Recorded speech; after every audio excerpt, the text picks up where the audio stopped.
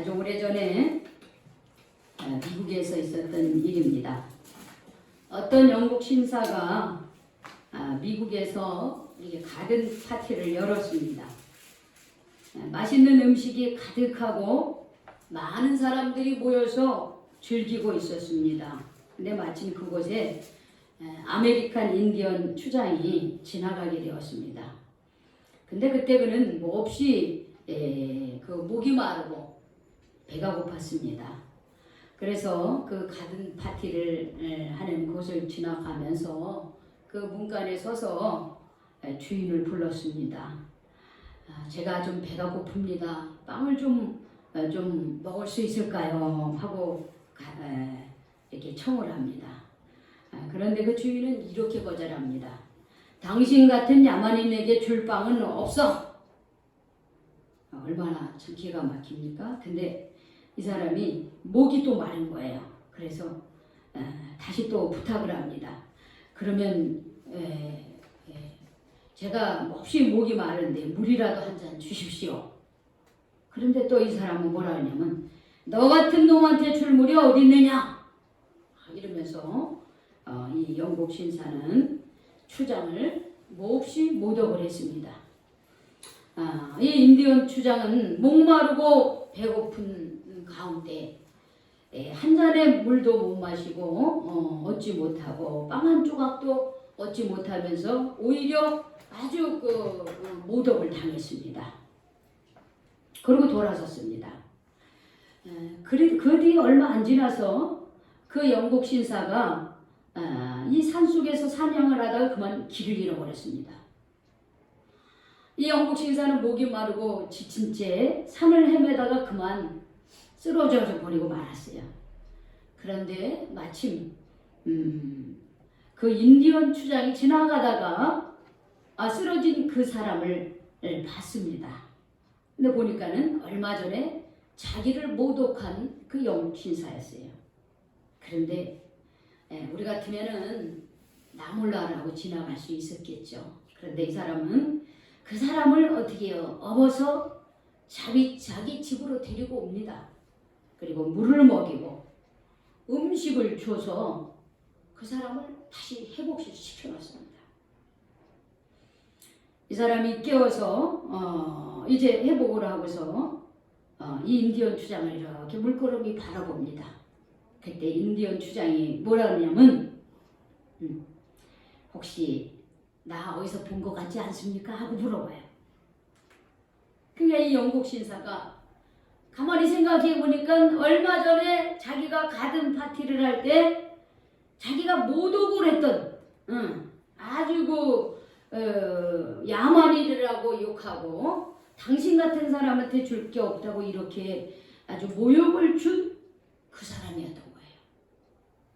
그러니 이 영국 신사가 얼마나 부끄러웠겠습니까? 그래서 미안한 마음에 이런 얘기를 합니다. 참 죄송하다고 미안하다고 그렇게 말을 해요. 근데 이때 인디언 추장은 이렇게 말을 합니다. 당신은 나에게 물도 음식도 주지 않았습니다. 그러나 나는 당신을 죽을 지경에서 살렸습니다. 마침내 나는 당신에게 원수를 갚았습니다. 이렇게 말을 했다고 합니다. 여러분, 우리가 나를 무시하고 멸시하고 원수 같은 사람에게 우리가 이렇게 할 수 있겠습니까? 참 어렵죠. 쉽지 않습니다. 오늘 이와 같은 얘기가 우리 성경에도 나옵니다. 오늘 성경에 보니까 너희를 박해하는 자를 축복하라. 축복하고 저주하지 말라 이렇게 얘기합니다. 너희를 박해하는 사람을 축복하라는 거예요. 축복하고 저주하지 말라는 거예요. 여기에 박해라고 하는 거, 이 핍박이라고 하는 이 말의 단어를, 이 유래를 쫓아가면은 이 박해라고 하는 말이 계속 추격하고 계속 뒤쫓아가는 거예요. 왜 우리 형사들이 법인을 쫓아갈 때 어떻게 해요? 가다가 중간에 멈춥니까? 어떻게 해요? 끝까지 달려. 도망가면 끝까지 가는 거예요. 차 타고 가다가 응? 신호등 위반하는데 경찰이 삐어삐어하고 따라오는데 안 서. 그러면 끝까지 쫓아가죠. 여기서 바퀴는 그런 뜻이에요.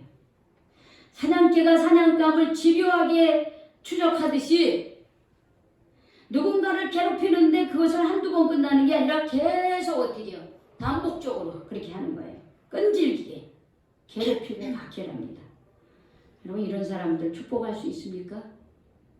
응? 그 사람 앞에서 내가 뭐라고 말하지는 못해도 내가 힘이 없어서 우리는 속으로 그 사람을 향해서 끊임없이 저주하고 미워합니다. 그래서 성경은 너희를 박해하는 자를 축복하라 이렇게 얘기하고 있어요. 그리고 17절에 보면 아무에게도 악을 악으로 갚지 말고 모든 사람 앞에 선을 도모하라 이렇게 얘기합니다. 아무에게도 악으로 악을 갚지 말래요. 오히려 선하게 그 사람을 대하려는 거예요. 그러면서 18절에 할 수 있거든 너희로서는 모든 사람과 더불어 화목하라 이렇게 얘기하고 있습니다.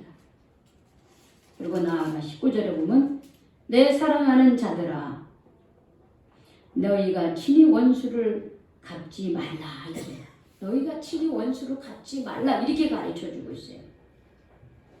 근데 사실 우리는 어떻습니까? 우리 서로 마음이 맞고 이해하는 사람들하고는 잘 화목하게 지낼 수 있어요. 그렇죠? 누구나 그렇게 할 수 있어요. 그러나 나를 괴롭히고 그리고 함부로 나를 대하고 나를 무시하는 사람들에게도 내가 잘 지낼 수 있을까요? 나를 박해하는 사람, 나에게 잊을 수 없는 상처를 준 원수와 잘 지내는 것은 사실 불가능한 일입니다. 그런 사람들을 내가 힘이 있다면은 나도 내가 당한 것만큼 내가 그 갑절로 내가 복수하고 싶은 것이 누구나 다 똑같은 마음이에요. 목회자인 저도 그런 마음이 듭니다. 사실은요.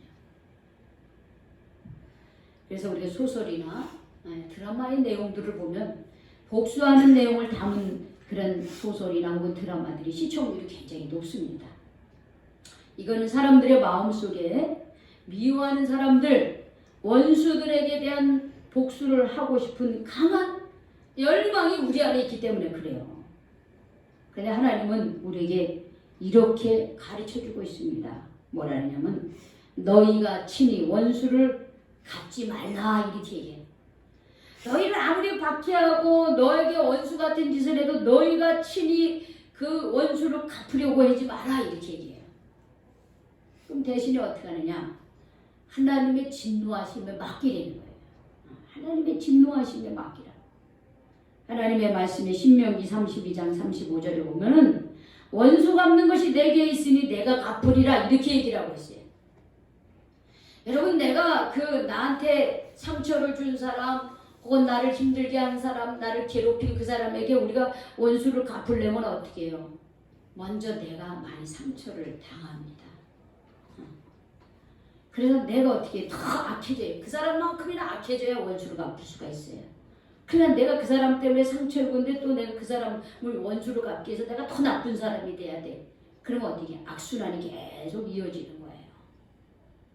그래서 성경은 뭐라 하냐면 너희가 친히 원수를 갚으려고 하지 마라 이렇게 얘기하고 있어요.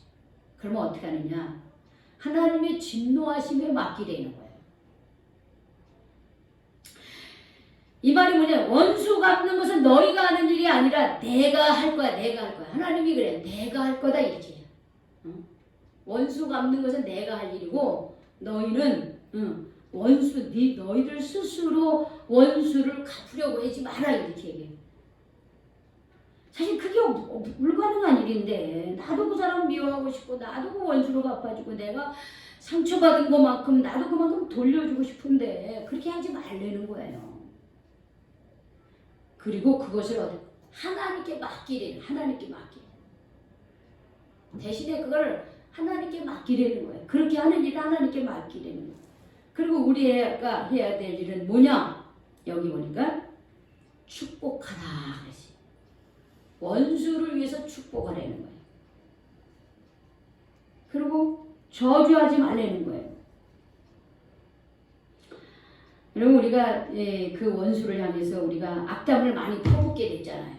나한테 저렇게 이제 저놈 잘 살아 두고 보자.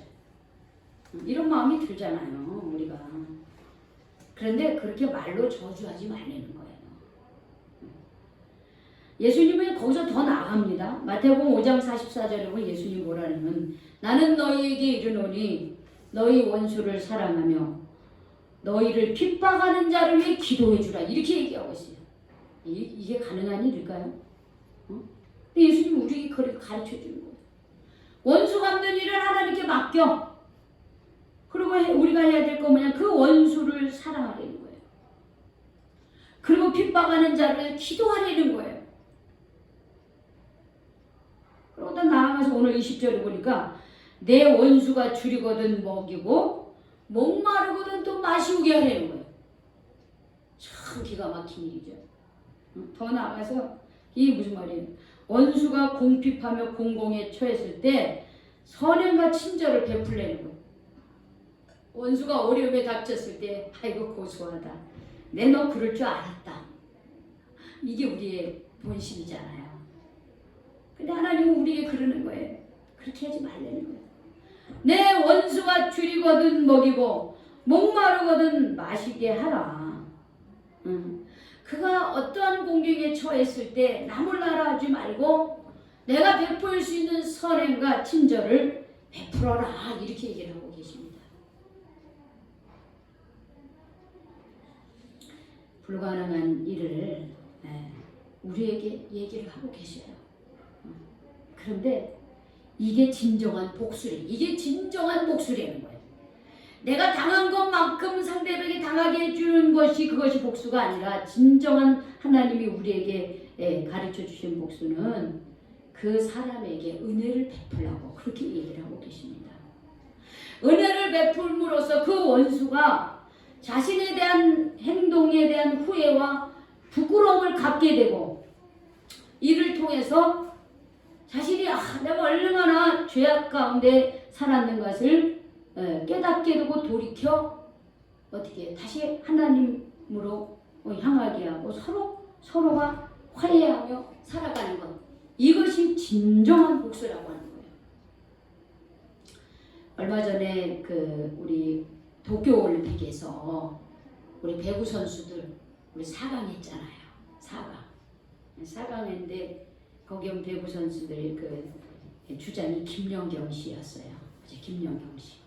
근데 그 사람이 흥국생명에 20살부터 그 배구 선수로 입단을 해가지고 흥국 그 생명을 아주 그 여자 배구의 톱으로 만들어 놓은 사람이고 세계적으로 이 김연경이 여자의 그 축구로 말하면 메시아 같은 호나우두와 같은 그런 아주 정말 그 배구의 그 최고 1인자라고 하는 세계적인 1인자라고 말할 수 있는 사람이에요. 근데 그 흥국생명에서 그 쌍둥이 자매들이 이 김연경을 막 공격하고 내가 가만 안 둘 거야 그런 그 페이스북에도 막 그런 거를 하면서 김연경을 막 향해서 공격을 해댔잖아요. 그때 김연경이 뭐냐면 최고의 복수는 복수를 안 하는 것이다. 이렇게 글을 쓴 게 있더라고요. 우리 김연경이 예수를 믿는지 안 믿는지는 모르지만 하나님이 가르쳐 준 거를 이미 실천하고 있더라고요. 최고의 복수는 복수를 안 하는 것이고 내가 할 수 있는 것을 최선을 다하는 것이에요. 그래서 우리 그리스도인들은 원수를 위해서 기도하고 복수를 갚는 것을 하나님께 맡기고 오히려 그를 위해서 기도해주고 그 원수가 어려움에 처했을 때 친절을 베풀고 그렇게 함으로써 진정한 복수를 하라고 그렇게 가르쳐주고 있습니다. 그래서 21절에도 악에게 지지 말고 선으로 악을 이겨라 이렇게 얘기하고 있잖아요. 우리 14절부터 쭉 내려오고 있는 내려와서 21절에 보면 악에게 지지 말고 선으로 악을 이겨라 이렇게 얘기해요. 악에게 진다고 하는 것은 원수의 wak한 행위로 거의 괴로워하는 거예요. 응? 그놈이 나를 이렇게 괴롭혔어. 나를 힘들게 했어. 내가 언젠가 내가 원수를 갚으리라. 이렇게 마음을 다짐하고 그러면서 그냥 이 마음속으로 그냥 미움이 가득한 그런 생각이 있는 게 바로 악에게 지는 거라는 거예요. 그런데 이 나에게 그렇게 악한 행위를 한 그 사람에게 내가 선으로 악을 이기는 거예요. 그 선으로 악을 이긴다는 게 그 원수를 위해서 기도해주고 그 원수를 어떻게 해요? 사랑하려는 거예요. 사랑까지는 못하지만 기도해줘요. 기도해줄 수는 있잖아요. 우리 왜 그래야 됩니까?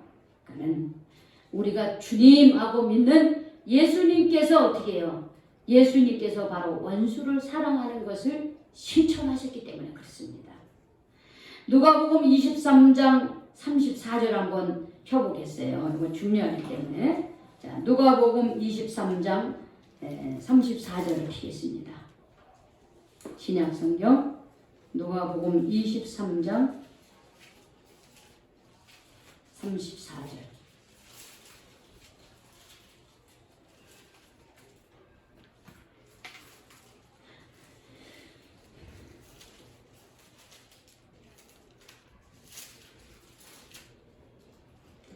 예수님께서는 이 땅에 계실 때에 예수님이 하신 것은 십자가에 못 박혀 죄인의 모습으로 죽을 행위를 하신 게 아무것도 없습니다. 가난한 자들을 도와주시고요. 병든 이를 고쳐주시고요. 귀신 들린 이를 살려주시고요. 외로운 이들의 친구가 되어주시고 하나님의 나라를 선포하신 분입니다.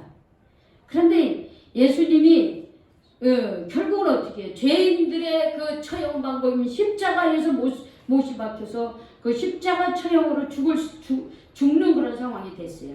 그럴 때 예수님이 누가복음 23장 34절에 이런 말씀을 하는 거예요. 예수님이 십자가에 못 박힌 상태에서 예수님이 이런 기도를 합니다. 찾으셨죠? 자, 우리 같이 기도해 봅시다. 읽어봅시다. 시작. 이에 예수께서 이르시되 아버지 저들을 사하여 주옵소서. 자기들이 하는 것을 알지 못함이니이다 하시더라. 그들이 그의 옷을 나눠 제비 뽑을세. 자, 많은 사람들이 예수님한테 침을 뱉고 채찍질을 하고 십자가에 못을 박고 예수님이 입었던 겉옷을 막 찢어서 자기네들이 나눠 갖고 이런 기가 막힌 일을 당하고 계셔요. 예수님께서.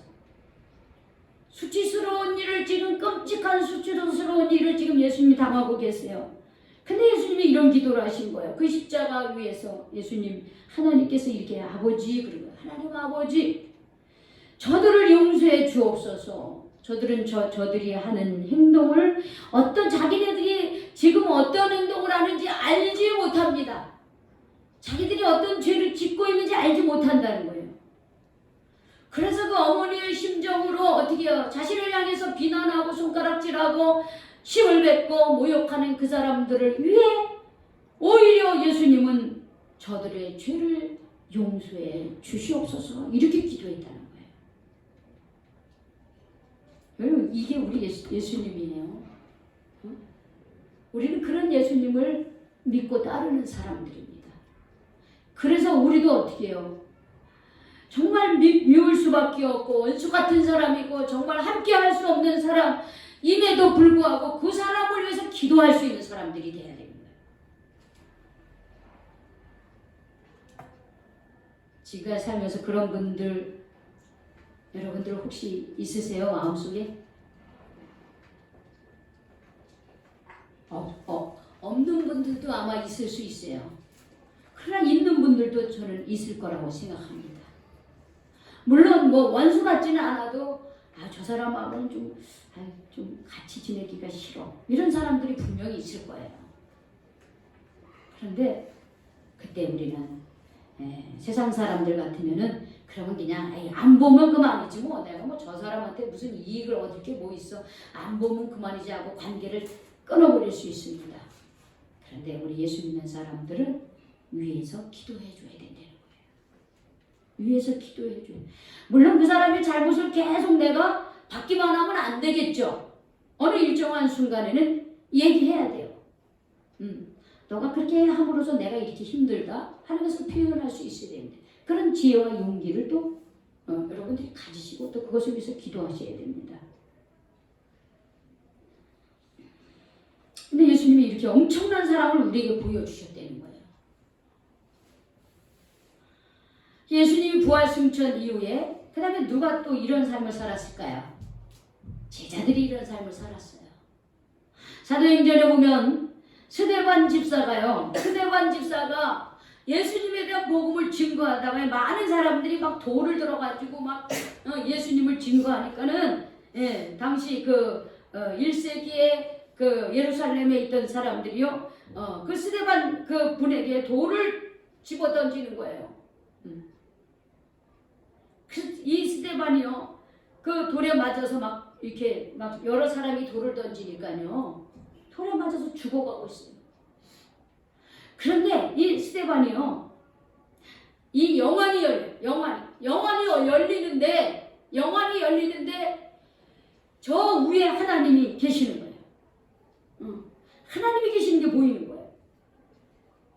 자기는 지금 예수 그리스도를 증거하다 돌에 맞아 죽어가고 있는데 이 영안이 열려가지고 하늘의 문이 열리고 거기에 계신 하나님이 보이는 거예요. 이때 스데반이 부르짖어 기도합니다. 예수님, 내 영혼을 받아 주시옵소서. 그래. 죽어가는 거죠. 예수님, 내 영혼을 받아 주시옵소서. 그러면 무릎을 꿇고 크게 부르짖어 뭐라냐면 주님, 이 죄를 저들에게 돌리지 마옵소서. 이렇게 얘기하는 거예요.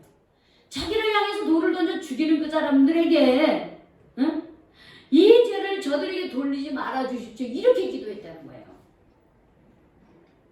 참 기가 막힌 일이죠. 뭐 어떻게 해야 이렇게 이게 가능할까요? 우리 물론 머리로는 알고 있어요. 이 말씀 처음 듣는 거 아닐 거라고 생각합니다. 다 알고 있어요. 우리 이거 어떻게 실천할 수 있을까요? 이제 우리가 이제 이렇게 해야 될 때인데 이제 우리가 이제 예수님이 그렇게 하셨다면 예수님의 제자들이 그렇게 하셨고요. 이제는 우리가 예수님의 제자가 됐잖아요. 그러니까 예수님의 제자가 된 우리가 이제는 이런 삶을 실천해야 되는데 어떻게 이게 가능하겠느냐 이 말이에요. 한번 성경 말씀을 찾아보겠습니다. 갈라디아서 5장 16절입니다. 갈라디아서 5장 16절.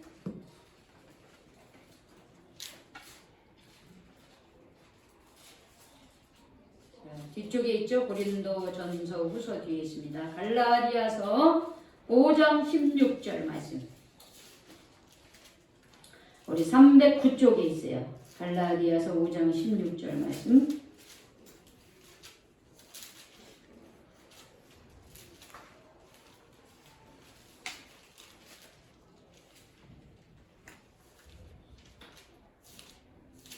(309쪽) 신약성경 309쪽 갈라디아서 5장 16절 우리 같이 읽겠습니다. 시작. 내가 이르노니 너희는 성령을 따라 행하라. 그리하면 육체의 욕심을 이루지 아니하리라 그랬어요.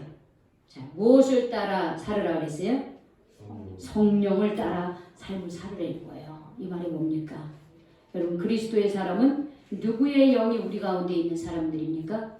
네, 그리스도의 영이 이 마음속에 있는 사람. 내가 그리스도인이다. 즉 내가 예수 믿는 사람들이다. 내가 교회 다닌다. 그러면 그 마음속에 누가 있어야 되는 거예요? 예수님의 영이 있어야 되는 거예요. 예수님의 영을 우리는 다른 말로 성령이라고 얘기하는 거예요. 성령. 성령이 내 안에 있는 사람입니다.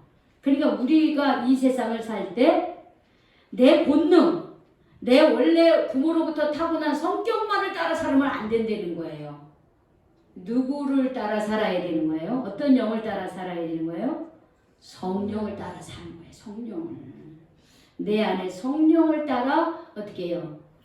순종하며 살아야 되는 거예요. 그리고 사람들 만날 때 여러분들 사람들 만날 때 여러분 그냥 만납니까? 보통 우리 그냥 뭐 즐거운 사람이 뭐 그냥 뭐 이렇게 가볍게 만나잖아요. 그렇죠? 근데 여러분 좀 어떤 큰 문제를 갖고 만날 때 뭐 예를 들자면 이제 민수 같은 경우는 대학 입시를 앞두고 이제 면접관 입시 면접 면담할 때 마음이 어때요? 심장이 졸이죠. 그렇죠. 두렵죠. 떨리죠. 내가 어떤 그 일을 시작할 때 그 사장님을 만날 때 마음이 어때요? 우리 성혁이는? 네? 응? 그럼 내가 무슨 죄를 지었나? 뭐 내가 뭘 죄를 잘못했나? 그러면 면접을 볼 때 이 사장이 이 사람이 이 일을 할 만한 사람인가 뭐 이런 거. 그렇죠. 우리가 어떤 큰 문제를 앞두거나 어떤 일을 해결하거나 누구를 만나서 어떤 일을 해야 된다거나 여러분 이럴 때 여러분 기도하십니까? 어? 여러분 마음속으로 기도하시죠? 여러분 기도하셔야 되는 거예요. 기도하셔야 돼요. 저는 매일 새벽마다 기도하면서 마지막에는 이 기도를 합니다. 오늘 하루를 생각하는 거예요. 이게 쭉 원래 기도했던 것들 기도하고 그리고서 이제 오늘 하루에 있을 일을 이제 생각하는 거예요. 예를 들면 오늘이 주일이야. 오늘은 주일이니까 예배를 드리고 또 어떻게 하고 뭐 누구를 만나고 이런 거를 쭉 생각을 해요. 머릿속에 그려요. 그러면서 하나님 앞에 맡깁니다. 하나님 오늘 하루도 주님과 동행하는 하루가 되게 해주시옵소서. 그렇게 기도를 하는 거예요. 그게 바로 성령을 따라 사는 삶입니다. 성령을 따라 사는 삶이요 큰 게 아니에요. 우리가 머릿속으로 생각 속에서 의식하는 거예요. 내가 사장님을 만날 때, 내가 교수님을 만날 때, 내가 선생님을 만날 때, 내가 누구를 만날 때에 의식하는 거예요. 누구를 의식해요? 예수님을 의식하는 거예요. 성령님을. 여러분 성령님은 우리를 도와주시는 거예요. 보혜사 성령님이에요. 성령님은 우리를 어떻게 해요? 이 보혜사라고 하는 게 우리를 도와주신다는 거예요. 도와주시는 영이에요. 도와주시는 하나님의 영이 성령님이에요. 그래서 우리가 내가 지금 혼자 가지만 이미 내 안에 어디 성령님이 함께 하심으로 기도하는 거예요. 주님 오늘도 제가 이런 일을 합니다. 주님 동행해 주십시오. 이렇게 기도하는 이게 성령을 따라 사는 삶이에요. 그런데 그런 마음이 하나도 없어 내 마음에. 그러면 어떻게 해? 막 감정이 막 어떻게 해요? 막 두근거리고 막 뭔가 막 속상하고 이런 게 막 그런 파도처럼 막 일령이고 가지고 이게 마음이 안정이 안 되고 두근거리고 막 두근거리다 보면 불안하고 또 불안하다 보면 내가 해야 할 말을 못 하고 막 이렇게 돼 버리는 거예요. 그래서 성경은 내가 이르는 너희는 성령을 따라 행동하라. 그래야만 육체의 욕심을 이루지 아니하리라 이렇게 얘기하는 거예요. 육체의 말할까 내가 갖고 있는 그 성격이 있어요. 근데 그거 별로 안 좋아. 좀 다듬어줬으면 좋겠어. 이런 것들을 어떻게 해요? 성령을 따라 행할 때 나의 그런 성격들이 다듬어지고 성령의 인도함을 받을 수 있음으로 인해서 우리가 실수하지 않게 되는 거예요. 그러니까 내 안에 내가 미워할 수밖에 없는 그 사람, 원수 같은 그 사람, 복수하고 싶은 그 마음, 그건 내 마음이에요. 그렇죠? 내 마음. 근데 내가 직접 하려고 하지만 그건 누구에게 맡겨요? 하나님께 맡겨야 돼요. 하나님께 맡기고 그리고 어떻게 해요?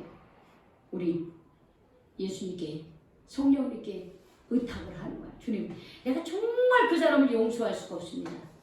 내가 정말 그 사람을 위해서 기도할 수가 없습니다. 그러나 예수님께서 그렇게 말씀해 주셨고 원수 갚는 것은 하나님의 일이고 너희는 그를 위해서 기도하고 그를 위해서 선한 행위를 하라고 하셨으니 제가 기도합니다. 주님, 내가 그 사람을 용서할 수 있는 마음을 주십시오. 내가 그 사람에게 선한 행위를 끼칠 수 있는 사람이 되게 해 주십시오. 그렇게 우리는 그 기도만 하려는 거예요. 그러면 내가 그렇게 기도를 하는데 그 사람이 내 기도를 받아서 그 사람이 변화된 그 사람이 와가지고 용서를 구하게 돼 있어요. 만약에 근데 그렇지 않고 그 사람이 여전히 못된 행동을 일삼으면 하나님이 심판할 수밖에 없다라고 하는 거예요. 내가 심판 안 해도 내가 하나님께 맡겼기 때문에 나는 기도했는데 그 사람이 회개를 안 해. 그럼 어떻게? 그런 심판 받을 수밖에 없어요. 하나님이 어떻게 보복을 하시는 거예요. 그냥 나는 그걸 하나님께 맡기는 거예요. 하나님께 맡기고 내가 하는 일은 오히려 더 기도하고 친절하게 선한 행동으로 베풀어줘요. 그런 일을 하는 거예요. 근데 그것을 내 힘으로 안 됩니다. 내 육신적인 생각으로 안 돼요. 그러니까 성령을 따라 행하시기 바랍니다. 네, 성령을 따라 행할 때에 어떻게 예수님도 십자가에 못 박혀 죽으셨고요. 스데반도 어떻게 해요? 돌에 맞아 죽었지만은 예수님은 부활했고 스데반은 죽었으나 하늘나라로 영안이 열려서 그 영혼이 하나님께로 갔습니다. 이분들뿐만이 아니라 우리도 마찬가지라는 거예요. 우리도 이런 하나님의 말씀에 순종하며 살 때 주님께서는 우리에게 약속하신 말씀이 있어요. 그게 뭐냐? 너희는 먼저 그의 나라와 그의 의를 구하라. 그리하면 이 모든 것을 너희에게 더하시리라 하고 마태복음 6장 33절 말씀에 너희가 하나님의 뜻에 따르면 하나님께서 우리에게 필요한 모든 것을 다 채워주신다고 그렇게 약속을 하셨습니다.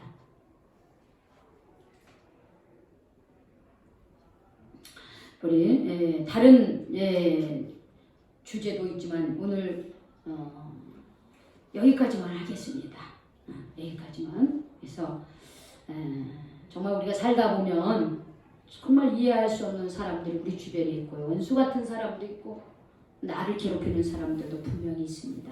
그때 우리는 세상적인 방법으로 복수하는 것이 아니라 우리 하나님의 방법으로 복수하는 것을 하나님께 맡기시길 바랍니다. 그리고 오히려 그 사람을 위해서 기도하고 하나님께 맡김으로 하나님이 그 사람을 회개시킬 수 있도록 대신에 우리는 기도하면서 그 사람을 위해서 기도하고 용서하는 그런 삶을 사시기 바랍니다. 여기까지 하겠습니다. 기도하겠습니다. 하나님, 오늘 이 로마서 12장 말씀을 가지고 그리스도인의 구체적인 생활에 대해서 3주에 거쳐서 하나님 말씀을 깨달았습니다. 오늘 너무나 귀한 말씀을 우리에게 주셔서 감사합니다. 우리를 박해하는 자를 축복하고 저주하지 말라 그랬고 친히 원수를 갚지 말고 하나님의 진노하심에 맡기라 했습니다. 오히려 원수가 줄이거든 먹이고 목마르거든 마시게 하고 그리함으로 내가 숯불을 그 머리에 쌓아 놓음으로써 악에게 지지 말고 선으로 악을 이기는 삶을 살라고 우리에게 가르쳐 주셨사오니 이 말씀을 마음에 품고 혹 주님 내 마음속에 용서하지 못한 그 사람을 하나님께서 나를 용서해 주신 것처럼 나도 그 원수 같은 그 사람을 주님 용서할 수 있게 하시고 하나님께 그 원수 갚는 걸 하나님께 맡길 수 있게 인도하여 주시옵소서. 그러므로 우리가 하나님의 말씀에 순종하고 하나님의 말씀을 실천함으로 하나님이 주시는 은혜 가운데 머물며 사는 하나님의 귀한 자녀들이 되게 하여 주시옵소서. 예수님의 이름으로 기도 올려옵나이다. 아멘. 찬송.